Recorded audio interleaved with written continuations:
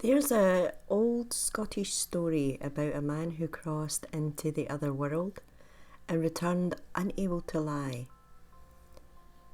There are stories that don't try to entertain you. They wait. They recognise you when you're ready. This is one of these stories. It's not about romance, not about rescue, but about what happens when truth moves into the body and doesn't leave. Hello and welcome. My name is Caroline Bell Tumblety and I want to thank the subscribers, and if you haven't already, please do.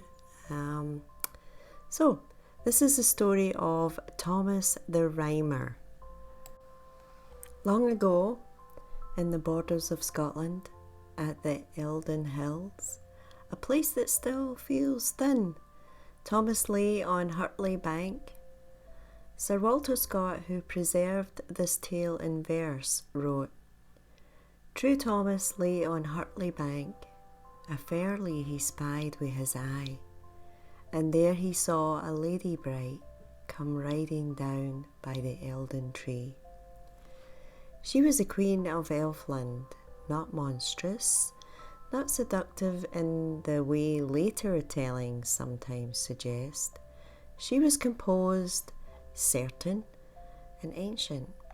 She didn't promise him power, she didn't flatter him. She offered him passage." In the older understanding of the world, before stories were shaped into lessons, reality was held more simply. There was heaven, there was hell, and there was what lay between. Elfland was not heaven. It was not a place of reward or salvation, and it was not hell. It was not a place of punishment. It was a threshold, a realm alongside this one, where time loosened its grip and truth could not be negotiated. This is where Thomas was taken, not because he was wicked, not because he was chosen as special, but because he was available. Thomas went with the Queen of Elfland, not up, not down, but sideways. Out of agreement, out of shared time.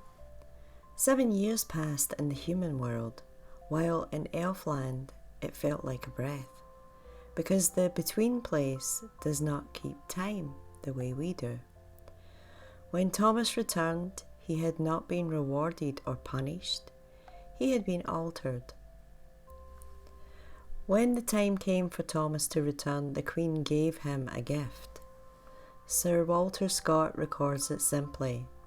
"Take this for thy wages, true Thomas.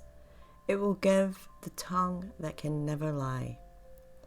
Not a blessing, not a reward, a condition." From that moment on, Thomas could no longer lie, not to others and not to himself.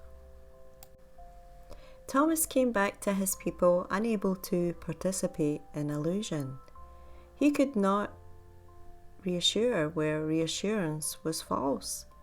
He could not pretend where pretending was expected. And so he became what we later call a prophet, a rumour, a rhymer, a man slightly apart.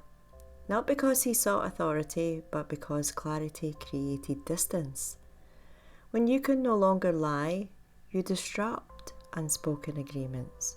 You unsettle rooms without raising your voice. Much later in another story, J.R.R. Tolkien placed these words into the mouth of the wizard Gandalf. "All we have to decide is what to do with the time that is given to us." Thomas did not choose the gift, but he chose how to live with it. In Sir Walter Scott's telling, Thomas does not die, he withdraws.